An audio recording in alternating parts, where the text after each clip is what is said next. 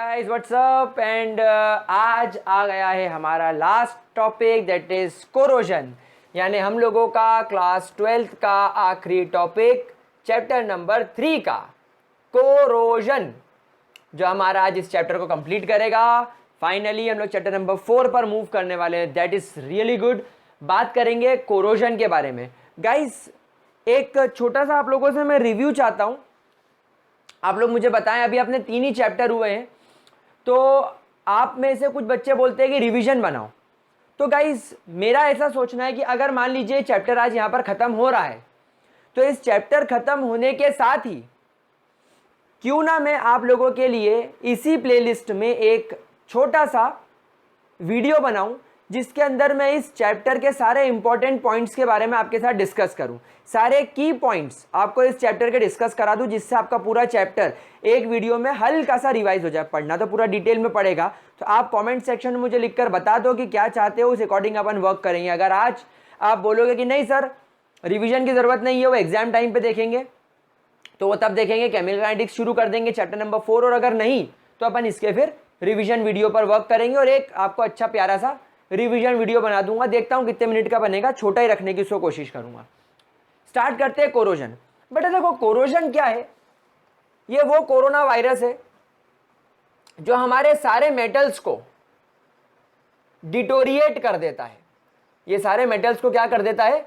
Deteriorate कर देता है। डिटोरिएट का मतलब होता है मेटल्स अपनी ऑथेंटिक प्रॉपर्टीज लूज करने लगते हैं, मेटल्स को कमजोर बना देता है। हम सब लोग जानते हैं कि अगर कोई भी मेटल हमारे पास में है तो मेटल की क्या खासियत होनी चाहिए।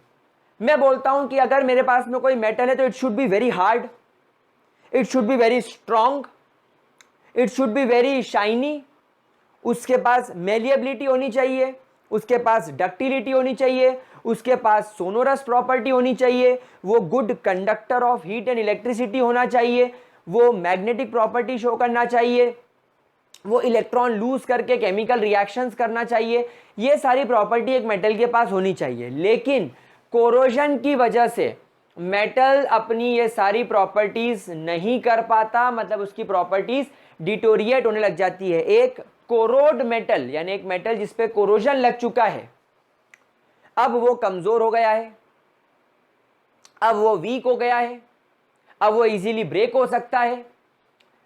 अब उसके ऊपर एक ऑक्साइड की लेयर जम जाने की वजह से वो इजीली रिएक्शन नहीं कर पाएगा, इजीली इलेक्ट्रॉन डोनेट नहीं कर पाएगा, उसकी मेलिएबिलिटी डक्टिलिटी भी कहीं ना कहीं इस चीज से अफेक्ट होगी। सो दैट मीन्स मेटल की जो भी नेचुरल प्रॉपर्टीज है उसको कोरोजन डिटोरिएट कर देता है। क्या ये बात समझ में आ रही है हम लोगों को? हम लोगों ने बहुत सारी जगह देखा होगा, for example rusting of iron.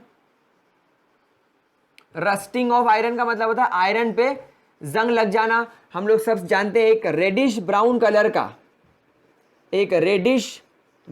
Colour का पाउडर हमारे आयरन के ऊपर जम जाता है, जिसको हम लोग कहते हैं रस्ट।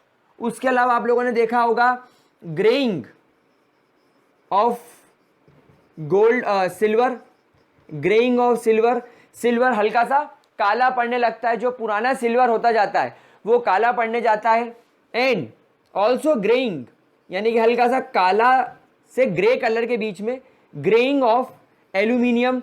एल्यूमिनियम तो बच्चों बहुत जल्दी कोरोड हो जाता है, बहुत ज़्यादा जल्दी उसके ऊपर एक काली लेयर ऑक्साइड की डिपॉजिट होने लग जाती है। उसके अलावा आपने देखा होगा कॉपर के ऊपर, copper covered with a green layer, एक हरे कलर की लेयर आपके कॉपर के ऊपर डिपॉजिट हो जाती है ना। तो ये सारी की सारी जो चीजें हैं ये सब कोरोजन कहलाती है। बच्चों कोरोजन एक बहुत ही ज्यादा, मैं कहता हूं एक्सपेंसिव चीज है। एक्सपेंसिव नहीं बोलना चाहिए, मुझे ऐसा बोलना चाहिए ये बहुत ज्यादा हमारे लिए एक ऐसी चीज है जो हमें हर साल नुकसान पहुंचाती है करोड़ों का। आप देखते हो जब बारिश का सीजन आता है तो जैसे मुंबई में बहुत बिल्डिंग्स वगैरह गिर जाती हैं, कई बार बड़ी बड़ी बिल्डिंग्स ढह जाती है, बड़े बड़े पुल गिर जाते हैं, देन आपका कई सारी जो बसेस वगैरह होती हैं वो सड़ जाती हैं चीज़ों में जंग लग जाने की वजह से। तो हर साल एक देश को करोड़ों रुपए का नुकसान सिर्फ ये कोरोजन पहुंचाता है। तो अब ये कोरोजन क्या है ये मैंने आपको बता दिया। हम लोगों को यहां पर स्पेसिफिकली वर्क करना है on rusting of iron. Rusting of iron पर हम लोगों को यहां पर वर्क करना है। अब आप एक बात मुझे बोलोगे कि सर इलेक्ट्रोकेमिस्ट्री में जंग लगना ये क्या बात हुई? तो प्यारे बच्चों हमेशा ध्यान रखना, रस्टिंग ऑफ आयरन या कोई भी कोरोजन हो, these are nothing but an electrochemical, these are nothing but a electrochemical process. ये एक तरीके की क्या प्रोसेस है? ये एक तरीके की इलेक्ट्रोकेमिकल प्रोसेस है विच इन्वॉल्व्स रेडॉक्स रिएक्शंस, जिसके अंदर कौन सी रिएक्शन इन्वॉल्व होती है? रेडॉक्स रिएक्शंस इसके अंदर क्या होती है प्यारे बच्चों? इन्वॉल्व होती है। और रेडॉक्स रिएक्शन इन्वॉल्व होने की वजह से हमें इसे इलेक्ट्रोकेमिस्ट्री में पढ़ना पड़ेगा, क्योंकि हम लोग सब जानते हैं रेडॉक्स रिएक्शन में एक तरफ कैथोड पर रिडक्शन होता है तो एक तरफ एनोड पर ऑक्सीडेशन होता है। चलिए तो आगे बढ़ते हैं, मैं आपको समझाता हूं रस्टिंग ऑफ आयरन कैसे होता है। इमेजिन करो यहां पर आपके पास में एक आयरन का सरफेस है, this is a surface of iron, ये आपके एक आयरन का सरफेस है, ठीक है। अब सरफेस पर आयरन होने की वजह से आपको यहां पर Fe के एटम्स दिखाई पड़ेंगे। तो प्यारे बच्चों सबसे पहले जब ये केमिकल रिएक्शन शुरू होती है तो आपका आयरन ऑक्सीडेशन करने लगता है। आपका आयरन क्या करने लगता है? ऑक्सीडेशन करने लगता है। तो एनोड पर आपका आयरन क्या करेगा? इलेक्ट्रॉन्स लूज करके खुद को क्या बना लेगा? एक आयरन के आयन में कन्वर्ट कर लेगा। तो यहां पर दिस पॉइंट जहां पर आयरन ने अपने इलेक्ट्रॉन्स को लूज करना शुरू किया है, यह पॉइंट एनोड की तरह बिहेव करने लगेगा। क्या ये बात समझ में आ रही है? अब जब आयरन ने, मैं चलो उसको पहले बैलेंस कर देता हूं क्योंकि आगे मुझे लगता है कि हमें 4 आयरन की जरूरत होगी। जब हम कैथोड की तरफ नजर घुमाते हैं तो बेटा हमेशा ध्यान रखना, रस्टिंग ऑफ आयरन करने के लिए आपको कुछ चीजों की जरूरत होती है। पहली आपको ऑक्सीजन की जरूरत है, दूसरा इसको आपको रिड्यूस करने के लिए आपको आपके एटमॉस्फेयर में कार्बन डाइऑक्साइड एंड वाटर की जरूरत पड़ेगी। इन चीजों की प्रेजेंस के बिना रस्टिंग ऑफ आयरन हो ही नहीं सकती। मतलब आपने क्लास 10th में एक एक्सपेरिमेंट पढ़ा होगा कि अगर आपके पास में एक टेस्ट ट्यूब है और इस टेस्ट ट्यूब में मैंने एक आयरन की नेल रख दी और यहां पर इसको मैंने पानी के अंदर डुबा दिया और ऊपर से इसको सील पैक कर दिया, मतलब अब कोई एयर अंदर नहीं आ सकती, और मैंने इसको पूरा पानी में डुबो दिया। इस पर जंग लगेगा क्या? नहीं लगेगा। इस पर जंग नहीं लगेगा। क्यों? क्योंकि इसके अंदर पानी है लेकिन इसके अंदर एयर नाम की चीज नहीं है। क्या ये बात समझ पा रहे हो? तो हमेशा ध्यान रखना, आप लोगों को एयर की बहुत ज्यादा जरूरत है, क्योंकि एयर में ऑक्सीजन, कार्बन डाइऑक्साइड और वाटर वेपर्स होते हैं। तो एयर के बिना तो कोरोजन पॉसिबल ही नहीं है। और एयर भी कैसी होनी चाहिए? Humid air. ह्यूमिड एयर का मतलब ऐसी एयर जिसके अंदर थोड़ी सी नमी हो, जिसके अंदर थोड़ा सा मॉइस्चर हो। और आपको ये चीज कब देखने को मिलेगी? ये बारिश के मौसम में ज्यादा देखने को मिलती है। आप देखो अभी गर्मी के मौसम में ज्यादा जंग नहीं पकड़ेगा लोहा, क्योंकि अभी वाटर वेपर की जो क्वांटिटी है पानी के एयर के अंदर वो कम है। लेकिन जैसे बारिश आएगी तो एयर में वाटर वेपर बढ़ जाने की वजह से ये प्रोसेस फास्ट हो जाती है। तो गाइस देखो क्या होता है, कैथोड पर जाने से पहले मैं आपको एक बेसिक सी बात समझा दूं। जो आपकी एयर होती है, एयर के अंदर कार्बन डाइऑक्साइड और वाटर जब आपस में रिएक्ट करते हैं तो ऐसा माना जाता है ये कार्बोनिक एसिड बना लेते हैं। This is called as carbonic acid. और जब ये कार्बोनिक एसिड इस आयरन की सरफेस के आसपास होता है, जब इस आयरन की सरफेस के आसपास होता है तो ये कार्बोनिक एसिड टूट जाता है 2 पार्ट में, 2H positive plus CO3 die negative. अब देखो ये क्योंकि कैटायन एनायन में टूट गया, इसने इलेक्ट्रोलाइट की तरह बिहेव करा। सो देयरफॉर ये किस तरीके से बिहेव कर रहा है? ये इलेक्ट्रोलाइट की तरह बिहेव कर रहा है। और अगर इलेक्ट्रोलाइट हो गया मतलब सेल कंडक्टिविटी करने लगता है, मतलब प्रोसेस के अंदर क्या आ जाएगी? कंडक्टिविटी। तो इस कैटायन एनायन की वजह से, कंडक्टिविटी इंक्रीज होने की वजह से, मतलब फ्री आयंस होने की वजह से ही एनोड पर आयरन अपने इलेक्ट्रॉन छोड़ेगा। क्या ये बात समझ में आ रही है? तो कोरोजन को इनिशिएट करने के लिए कौन रिस्पॉन्सिबल है? इस तरीके के इलेक्ट्रोलाइट्स। मतलब अगर आपके आयरन की सरफेस पर कोई इलेक्ट्रोलाइट है, जैसे कार्बोनिक एसिड, जो कि अभी इस कंसिडरेशन में माना जा सकता है कि वाटर वेपर और CO2 मिलकर कार्बोनिक एसिड बनाएंगे और ये कैटायन एनायन में टूट जाएगा, मतलब ये इस प्रोसेस को रिनिशिएट कर देगा और आयरन के जिस टुकड़े पर, आयरन मेटल के जिस टुकड़े पर आयरन इलेक्ट्रॉन छोड़ना चालू कर दे, बस वही पॉइंट बन जाएगा आपका एनोड। तो हमेशा ध्यान रखना कि जो भी आपका मेटल होगा, जो भी आपका मेटल होगा, मेटल हमेशा कहां पाया जाएगा, एनोड पर ही पाया जाएगा, क्योंकि उसका वहां पर हमेशा क्या चल रहा होगा, ऑक्सीडेशन। प्यारे बच्चों इस बात को हमेशा नोट करना है, जेई के अंदर एक बार क्वेश्चन भी आया था कि कोरोजन के अंदर मेटल किस तरीके से बिहेव करेगा, तो आप कहेंगे एनोड की तरह बिहेव करेगा। ठीक है, डन। चलो तो अब यहां पर क्या हुआ, यहां पर H पॉजिटिव बने, चलिए इसको भी अपन बैलेंस कर लेते हैं। यहां पर 2 लगा देते हैं, यहां पर 2 लगा देते हैं, यहां पर 2 लगा देते हैं, यहां पर 2 आ जाएगा और यहां पर 4 आ जाएगा। अब इस कार्बोनिक एसिड से जो कैटायन निकला वो पहुंचेगा कैथोड पर। क्यों पहुंचेगा कैथोड पर, रिएक्शन करने के लिए। अब 4 इलेक्ट्रॉन यहां से निकले तो ये 4 इलेक्ट्रॉन भी कैथोड की तरफ जाएंगे, वी ऑल नो। तो यहां पर से जो आयरन इलेक्ट्रॉन रिलीज करेगा वो मेटल के अंदर अंदर ही, मेटल के अंदर अंदर ही ट्रेवल करेगा। हम लोग सब जानते हैं मेटल के अंदर अंदर इलेक्ट्रॉन ट्रेवल कर सकता है, तो वो ट्रेवल कर जाएगा यहां पर, और यहां पर एटमॉस्फेयर में उसको बहुत सारी ऑक्सीजन दिख रही है, तो इस पॉइंट पर वो ऑक्सीजन के साथ जुड़ने लगेगा। अब यहां पर देखिए क्या होगा, 4 हाइड्रोजन 4 इलेक्ट्रॉन लेकर 4H बना लेंगे और 2 मोल ऑक्सीजन, 2 ऑक्सीजन के साथ कंबाइन होकर 2H2O का फॉर्मेशन करेंगे। तो अल्टीमेटली कैथोड पर क्या बनने लगेगा, वाटर। अब आप देखो जितना वाटर बनेगा, जितना एयर में CO2 होगा उतना कार्बोनिक एसिड बनेगा, जितना कार्बोनिक एसिड बनेगा उतना 4H पॉजिटिव बनेगा, जितना ये बनेगा उतना ज्यादा आयरन तेजी से ऑक्सीडाइज होगा, जितना आयरन ऑक्सीडाइज होगा उतने उसके इलेक्ट्रॉन ये कार्बोनिक एसिड का H+ एक्सेप्ट करेगा, ऑक्सीजन की तो कमी है ही नहीं, उतना वाटर बनेगा, फिर जितना वाटर बनेगा उतना कार्बोनिक एसिड बनेगा। मतलब ये प्रोसेस फास्ट होती जाएगी और अल्टीमेटली कैथोड एनोड पर आपको ये होता हुआ दिखाई देगा। अब जब आप इसकी कंप्लीट रिएक्शन लिखेंगे तो देखिए, जब आप इसकी फुल रिएक्शन लिखेंगे तो ये 4 इलेक्ट्रॉन से ये 4 इलेक्ट्रॉन कैंसल आउट हो जाएगा।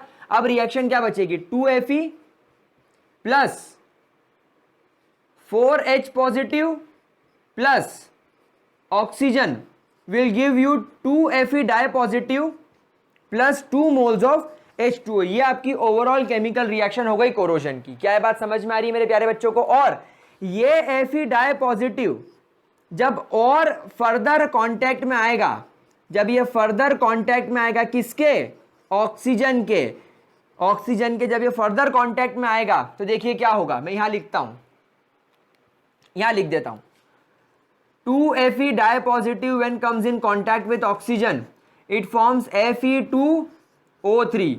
समझ में आ रही बात आप लोगों को। मतलब यहां पर इसका ऑक्सीडेशन स्टेट +3 हो जाएगा +2 से। तो ये 2Fe को बैलेंस करने के लिए अपने को क्या चाहिए, अपन इसको 4 कर देते हैं तो ये हो जाएगा 2, 3 2 6, तो ये हो जाएगा 3 मोल्स ऑफ ऑक्सीजन।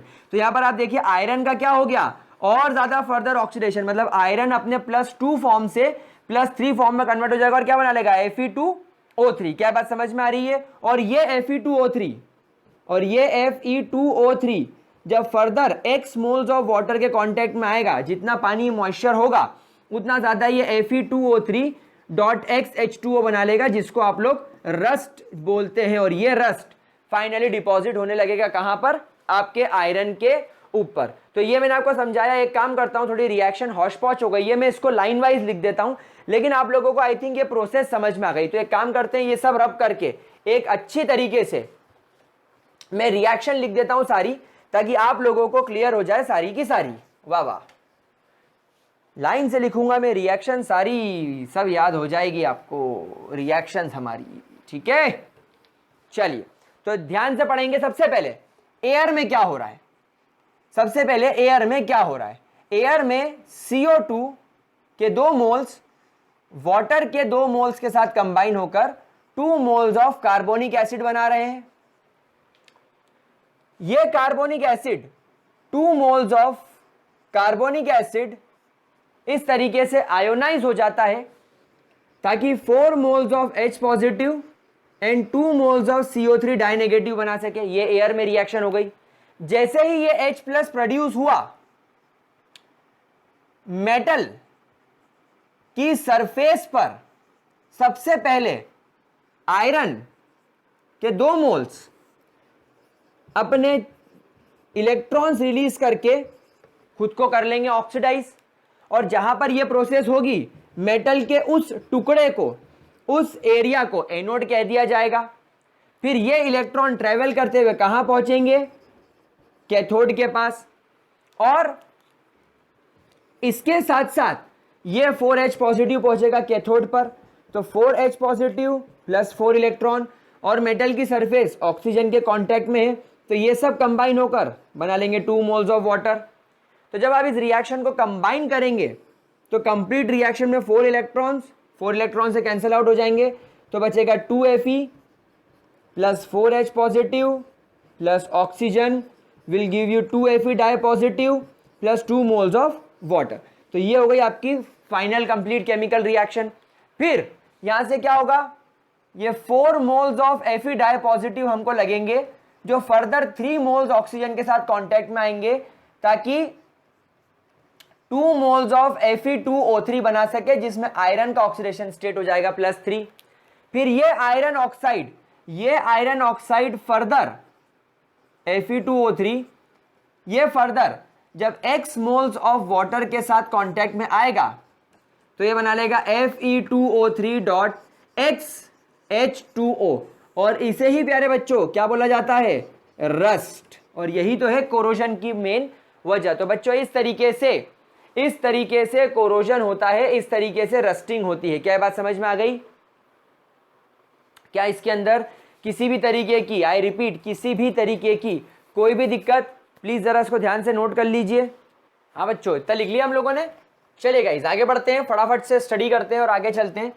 अब यहां पर हम लोग डिसाइड करेंगे कि कोरोजन को बचाया कैसे जाए।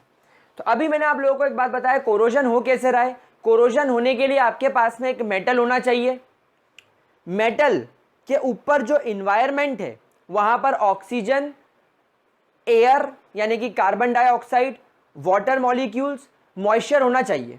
तो जब एयर में प्रेजेंट मॉइस्चर और कार्बन डाइऑक्साइड रिएक्ट करके H2CO3 बनाएंगे, और जब वो मेटल की सरफेस पर आकर आयोनाइज होगा, वो मेटल के अंदर इनिशिएशन करेगा ताकि आयरन फटाफट अपना ऑक्सीडेशन शुरू कर दे। आयरन ऑक्सीडेशन शुरू करेगा तो इलेक्ट्रॉन्स जाएंगे कैथोड पर और एटमॉस्फेयर में प्रेजेंट ऑक्सीजन के साथ वाटर मॉलिक्यूल बनाएंगे। मतलब कहीं ना कहीं प्रॉब्लम मेटल की oxygen, water molecule, carbon dioxide यानी एयर के डायरेक्ट कांटेक्ट में आने की वजह से हो रहा है। बात समझ पा रहे हैं? मतलब अगर ये मेटल की सरफेस है और अगर ये एटमॉस्फेयर के डायरेक्ट कांटेक्ट में है तो प्रॉब्लम हो रही है। तो हम लोगों को अगर कोरोजन से प्रिवेंट करना है, if we want to prevent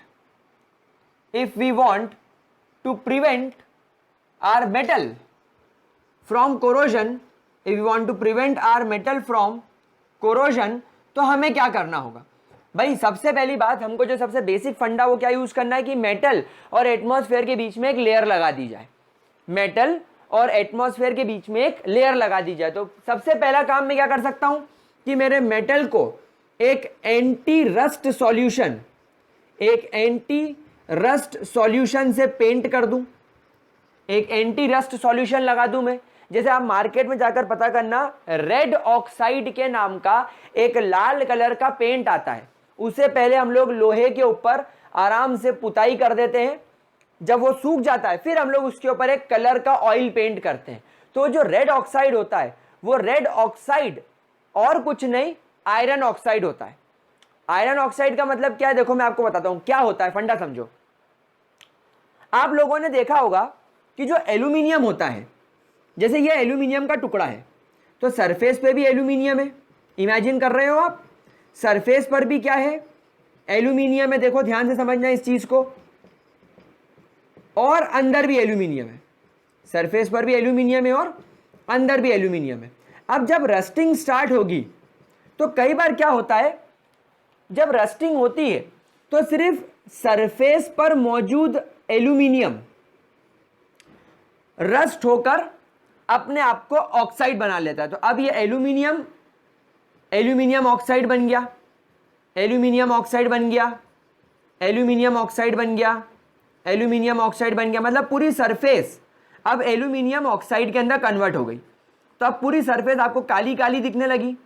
जो पूरी सरफेस है वो अब आपको Al2O3 की वजह से ब्लैक कलर की दिखने लगी। इमेजिन करना आप लोग, जो अभी ब्लू कलर की थी वो पूरी ब्लैक कलर की हो गई। लेकिन जो अंदर का एल्यूमिनियम है वो तो अभी प्रिजर्व्ड है, अंदर का एल्यूमिनियम प्रिजर्व्ड है। अब अगर और ऑक्सीजन आकर अटैक करने की कोशिश करेगा, लेकिन उसके रास्ते में एल्यूमिनियम ऑक्साइड आ जाएगा। उसके रास्ते में कौन आ रहा है? एल्यूमिनियम ऑक्साइड, जो अब इस ऑक्सीजन को अंदर घुसने नहीं दे रहा है। मतलब अंदर का एल्यूमिनियम अब क्या हो गया? प्रिजर्व्ड हो गया। इसका मतलब यह है कि इस कंडीशन में कोरोजन ही प्रोटेक्शन है। समझ रहे हो? कोरोजन ने ही अपने आप को प्रोटेक्ट कर लिया। वो पहले कोरोड हो गया और प्रिजर्व हो गया। ये कुछ ऐसा है जैसे अपन वैक्सीनेशन लगवाते हैं, कोई डिजीज हो रही है तो डिजीज का ही वायरस, या जो जैसे फॉर एग्जांपल मैं आपको बताता हूं, फॉर एग्जांपल पोलियो। तो पोलियो जिस माइक्रो ऑर्गेनिज्म से होता है, हम क्या करते हैं? उस माइक्रो ऑर्गेनिज्म को डेड कर देते हैं, मतलब उसको मार देते हैं, और उस माइक्रो ऑर्गेनिज्म को बच्चों को पिलाते हैं। तो बच्चे की बॉडी क्या सोचती है? माइक्रो ऑर्गेनिज्म आया। अब क्योंकि वो माइक्रो ऑर्गेनिज्म मरा हुआ है, हमारी बॉडी को नुकसान नहीं पहुंचाएगा, लेकिन हमारी बॉडी उसके अगेंस्ट क्या करेगी? एंटीबॉडीज बनाकर अपने आप को प्रिजर्व कर लेगी। अब अगर कभी लाइफ में जिंदा पोलियो का माइक्रो ऑर्गेनिज्म कभी जिंदा भी हमारी बॉडी पर अटैक करेगा, तो हमारी बॉडी में उसको मारने के लिए, उससे लड़ने के लिए पहले से एक आर्मी तैयार है, एंटीबॉडी तैयार है। तो हमने क्या करा? हमने खुद को बचाने के लिए उस जहर को, जहर काटता है जैसा बोलते हैं ना, तो वही हम लोगों ने यहां पर किया। उस माइक्रो ऑर्गेनिज्म से बचने के लिए उस माइक्रो ऑर्गेनिज्म को ही पी लिया। वैसे यहां पर रस्ट से बचने के लिए, कोरोजन से बचने के लिए हमने सरफेस को कोरोड कर दिया। क्या बात समझ में आ रही है? तो ये एंटी रस्ट सॉल्यूशन जो होते हैं, एंटी रस्ट सॉल्यूशन जो हम लोग मार्केट से आयरन ऑक्साइड लेकर आते हैं, आप लोग सर्च कीजिएगा, मार्केट में आयरन ऑक्साइड मिलता है। ये कुछ नहीं होता, ये Fe2O3 का सॉल्यूशन होता है। Fe2O3 की पुताई कर दो, यानी मेटल के ऊपर जंग की पुताई कर दो, तो अब क्या होगा? पूरी सरफेस Fe2O3 से कवर्ड हो गई। अब ये Fe2O3 ऑक्सीजन के साथ रिएक्ट करेगा ही नहीं, इसके ऊपर कोरोजन होगा ही नहीं, क्योंकि कोरोजन तो प्योर मेटल का होता है और ये तो मेटल ऑक्साइड है। तो आपका ऑटोमेटिकली मेटल क्या हो गया? प्रिजर्व हो गया। दूसरा जो बहुत पुरानी मेथड है, ऑयल, ग्रीस, पेंट एक्सेट्रा, आप इन सब चीजों से पेंट कर दो।